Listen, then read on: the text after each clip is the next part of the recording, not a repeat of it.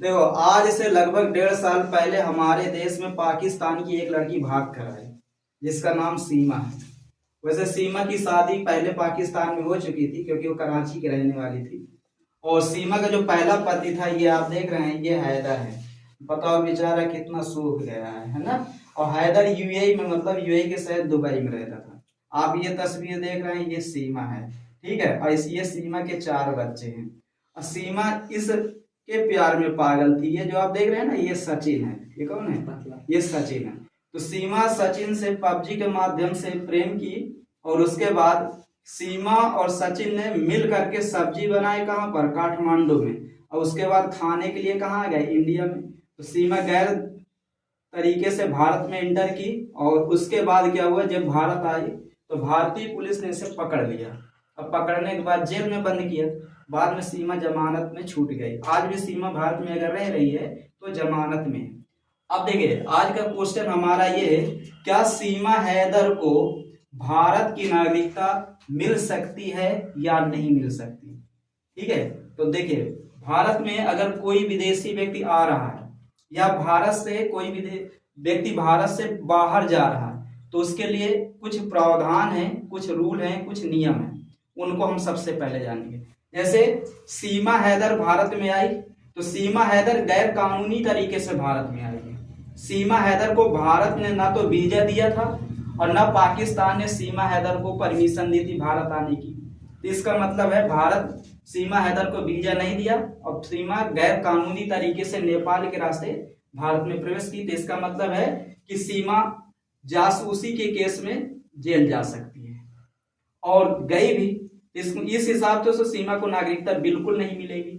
लेकिन सीमा हैदर सचिन से विवाह की है, तो जब सीमा हैदर सचिन से विवाह की, तो सचिन तो भारत का नागरिक हुआ ना। तो इस हिसाब से सीमा हैदर को नागरिकता मिल सकती है। लेकिन इसके लिए भी प्रावधान है हमारे संविधान में। बताया जा रहा है कि कम से कम अगर कोई भी विदेशी व्यक्ति, चाहे वो महिला हो या पुरुष हो या लड़की हो या लड़का हो, कोई भी अगर हमारे देश में वो आ गया है, तो कम से कम भारत में उसे 11 वर्ष तक कंटिन्यू रहना होगा। 11 साल तक। अगर वो 11 साल तक नहीं रह रहा है, देखिए 11-12 बात वही है, मतलब 10 से कम नहीं होना चाहिए।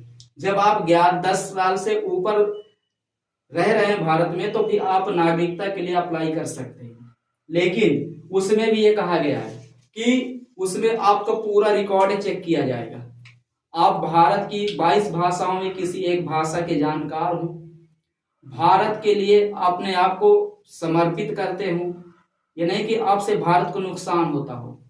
ऐसे कंडीशन में आपको भारत की नागरिकता नहीं मिलेगी।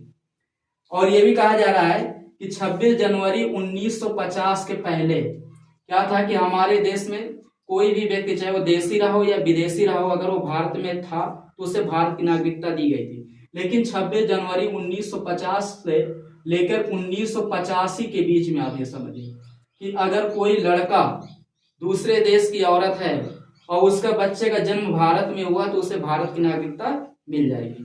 तो ऐसे में बहुत सारे विदेशी महिलाएं आती थी, यहाँ पर बच्चे को जन्म देती थी, और उनका बच्चा भारत का नागरिक कहलाता था। लेकिन भारत सरकार थोड़ा कठोर हुई। भारत सरकार 1985 में एक अधिनियम लाई और वो पास किया गया, और उसके बाद ये कहा गया कि अब भारत में वही बच्चे को नागरिकता मिलेगी जिसके माता पिता में से एक भारतीय हो। ठीक है, लेकिन माता पिता में का मतलब क्या? माता को हटा दिया गया, केवल पिता को कहा कि केवल पिता अगर भारत का है, उसकी मम्मी मान लो किसी दूसरे देश की है, फिर बच्चा हो रहा तो उसको नागरिकता यहाँ मिलेगी, अन्यथा नहीं मिलेगी। तो ऐसे में महिलाओं ने केस कर दी थी कि आप एक तरफ तो लड़की लड़का का बराबर समझते हैं, और दूसरे नंबर पर वो, तो फिर इसमें भी संशोधन किया गया कि दोनों में से एक होना चाहिए। तो देखा जाए, सीमा हैदर प्रेजेंट टाइम पे बताया जा रहा है कि प्रेग्नेंट है। ठीक है, 5वां बच्चा सीमा हैदर को होने वाला है भारत में, और वो बच्चा सचिन का है।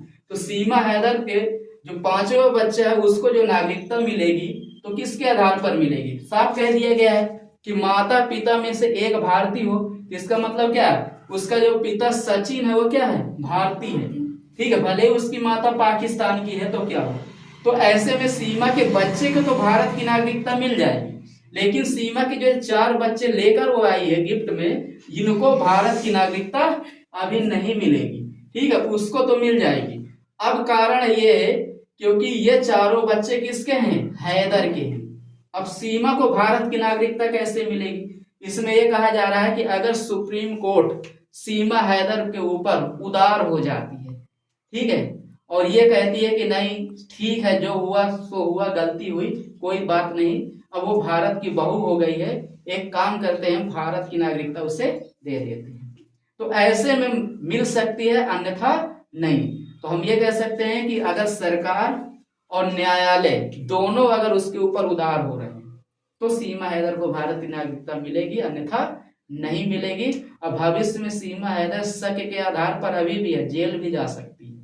दोनों बातें। तो क्या सही है सर देना नागरिकता? देखिए सीमा हैदर को नागरिकता वैसे तो दे देनी चाहिए, और क्या दिक्कत है? अब तो शादी ही कर ली, बच्चा भी यहाँ पर हो रहा है, क्या टेंशन है?